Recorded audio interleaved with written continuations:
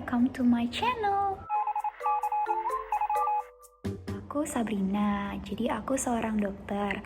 Dulunya aku mahasiswa kedokteran di Universitas Padjadjaran, angkatan 2014. Di channel ini aku akan lebih bahas mengenai kedokteran, tentang kesehatan, dan juga bisa berbau tentang kecantikan. Nah, langsung aja ya ke Q&A yang pernah aku share di Instagram. Kuliah di mana? Nah, tadi aku udah sebutin aku kuliah di Unpad, Fakultas Kedokteran, jurusannya Pendidikan Dokter. Ceritakan perjalanan kakak masuk ke FK Unpad dan motivasinya apa. Jadi aku awalnya pas masuk SMA, aku pengen banget masuk ITB. Tapi setelah masuk ke kelas 12, naik ke kelas 12, aku ngelakuin tes MBTI. Hasilnya aku ISTJ.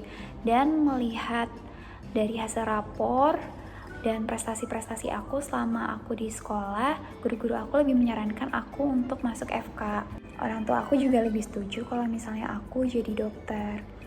Semenjak itu aku mulai mikir nih, wah dokter. Semenjak itu aku mulai cari tahu tuh tentang FK, tentang lingkup perkuliahannya, tentang apa aja sih yang nanti aku bakal pelajarin ketika aku jadi mahasiswa kedokteran. Makin juga termotivasi nih untuk jadi dokter, karena aku berharap suatu saat pekerjaan aku ini bisa menjadi ladang pahala untuk aku ke depannya. Jadi karena aku dari SMA Pribadi Bilingual School Bandung dan Unpad itu di Jawa Barat, jadi aku memang memilih Unpad untuk pilihan SNMPTN aku, karena mungkin peluangnya lebih besar dibandingkan aku memilih PTN di luar Jawa Barat. Untuk menghadapi SNMPTN ini, strategi yang aku lakukan adalah aku mengevaluasi nilai rapor aku selama di sekolah. Ada juga sih nilai aku yang turun, tapi alhamdulillah nggak begitu anjlok.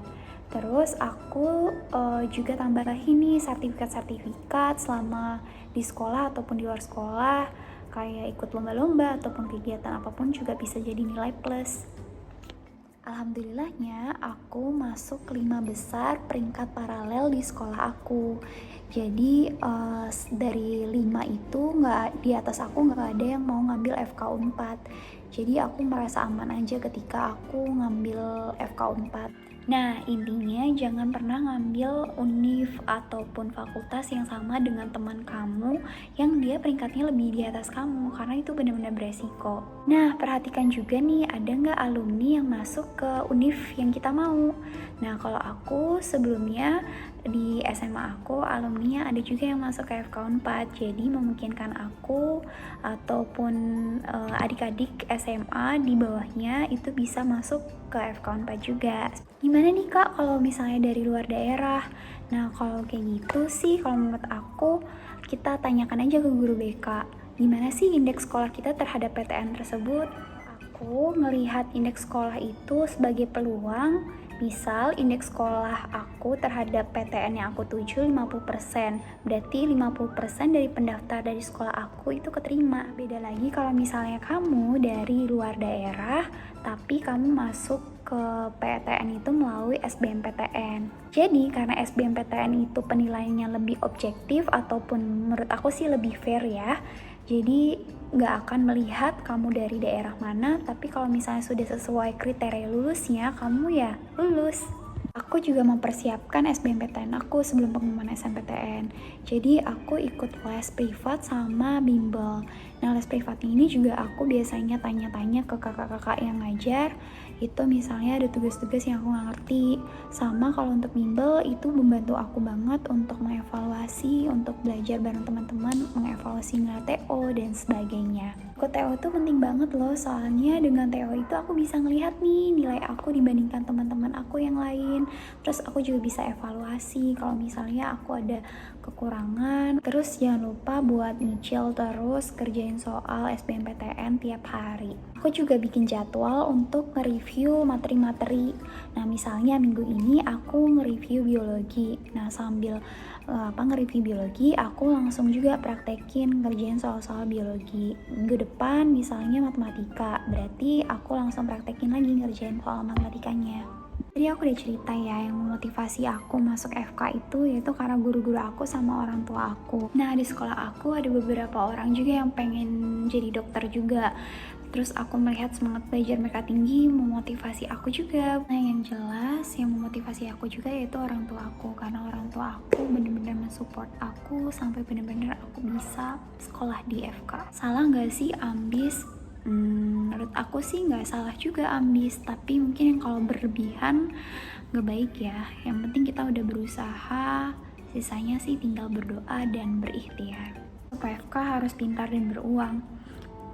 Kalau aku sih yang penting prinsipnya rajin, harus rajin baca, nggak males-malesan, karena menurut aku kuliah di FK tuh lama, 5-6 tahun. Kalian habiskan waktu untuk belajar dengan banyak ujian, jadi ya kalian harus bisa. Nah, yang terakhir, beruang. Nah, kalau menurut aku sih kalau misalnya masuk ke swasta ya perlu uang kali ya, karena aku perlu uangnya untuk uang gedung, dan uang gedungnya biasanya kalau untuk di swasta tuh mahal, bisa sampai ratusan juta.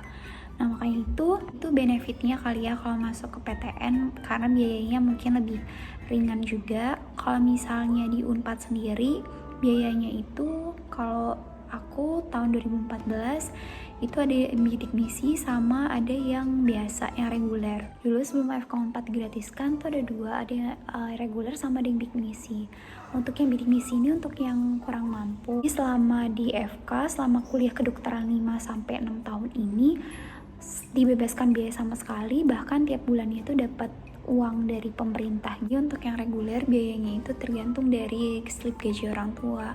Jadi kategorinya untuk UKT per semesternya ada dari 500.000 per 6 bulan atau per semester sampai terus ada yang 1 juta, 5 juta, 9 juta, dan paling mahal 13 juta. Untuk di FK 4 waktu di tahun itu juga tidak ada uang gedung sama sekali, jadi pure hanya membayar UKT saja.